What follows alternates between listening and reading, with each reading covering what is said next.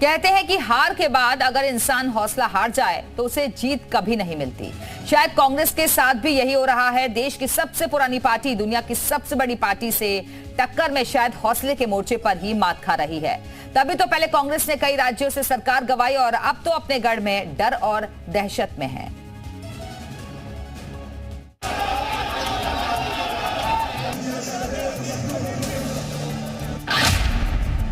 अमेठी को अब तक कांग्रेस प्रत्याशी नहीं मिला।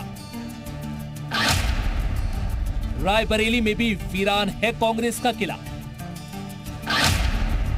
क्या कांग्रेस गढ़ में ही नहीं लड़ेगी चुनाव?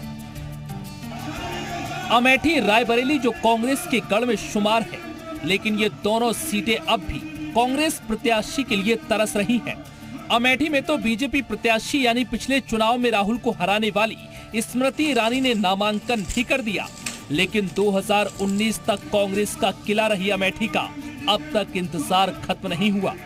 कभी राहुल का नाम सामने आता है, कभी रॉबर्ट वाड्रा का, तो कभी किसी और का, लेकिन अब तक प्रत्याशी का ऐलान नहीं हुआ, जिसे लेकर बीजेपी लगातार कांग्रेस पर हमलावर है।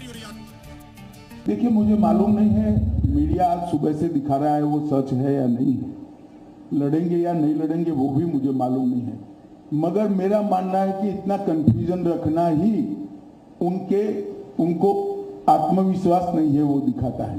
उत्तर प्रदेश में जिस प्रकार की आज स्थिति बनी है वो अपनी परंपरागत सीटें छोड़कर भागे हैं।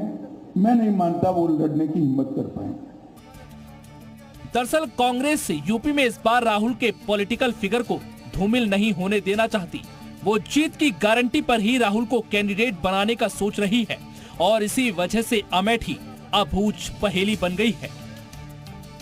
अब कांग्रेस का प्रत्याशी वापस हो रहा है, इसका मतलब आप समझ सकते हैं कि पूरा प्रदेश मोदीमय हुआ है और कांग्रेस को और समाजवादी पार्टी दोनों को मध्य प्रदेश में इस बात के लिए पुनर्विचार करना चाहिए कि वो अपने दल को आगे किस रूप में बढ़ाए। जनता तो उनके साथ नहीं, अब कार्यकर्ता भी उनके साथ नहीं।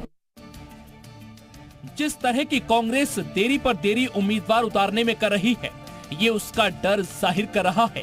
ऐसे में सवाल है कि अगर कांग्रेस इतना डरेगी तो जीतेगी कैसे? बिना उत्तर प्रदेश के दिल्ली जीतना मेरे हिसाब से अभी इंडिया गठबंधन के लिए एक बड़ी चुनौती है और उसमें उत्तर प्रदेश में कांग्रेस का जो गढ़ माना जाता है, रायबरेली और अमेठी में कांग्रेस के प्रत्याशी को घोषणा न हो पाना, जिन सीटों पर कांग्रेस के प्रत्याशी लड़ रहे हैं उनके भी मनोबल को कहीं न कहीं ठेस पहुंचाता है। तो मेरा ऐसा मानना है कि कांग्रेस को जल्द से जल्द अपने इन दोनों सीटों पर, चाहे वो राहुल गांधी हो चाहे वो प्रियंका गांधी हो, उनके स्टैंड को क्लियर करते हुए यहाँ पर प्रत्याशी घोषित कर देना चाहिए। राहुल गांधी और प्रियंका गांधी के नाम पर अब तक कांग्रेस कोई फैसला नहीं ले पाई। हालांकि कांग्रेस कार्यकर्ता अमेठी से राहुल के चुनाव लड़ने को लेकर अब भी आश्वस्त है। जैसे कि मीडिया के माध्यम से खबर आ रही है कि अमेठी से राहुल जी प्रियंका जी चुनाव नहीं लड़ेंगे, सभी साथियों से ये अमेठी के लोगों को गुमराह करने का काम किया जा रहा है, ये अमेठी के लोगों को भटकाने का काम किया जा रहा है। हमारे पास तमाम फोन आ रहे हैं कि अमेठी से गांधी परिवार नहीं लड़ रहा है। तो लास्ट तक डिसीजन का इंतजार करें साथियों। अभी कोई ऐसा गांधी परिवार के द्वारा कोई ऐसा डिसीजन नहीं आया है। आप सब अफवाहों पे मत जाएं, आप सब धैर्य रखें, थोड़ा इंतजार करें, बहुत अच्छा होने वाला है आपके बीच में।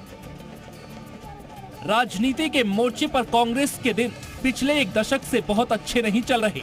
अपने चिर विरोधी बीजेपी से हर लड़ाई में वो कमतर साबित हो रही है। यहाँ तक कि हाथ में आए मुद्दे तक नहीं भुना पा रही। यही वजह है कि मोदी सरकार जब देश में आई थी तो कांग्रेस 14 राज्यों में लीड कर रही थी और आज हालत ये है कि महज 3 राज्यों में सिमट गई है।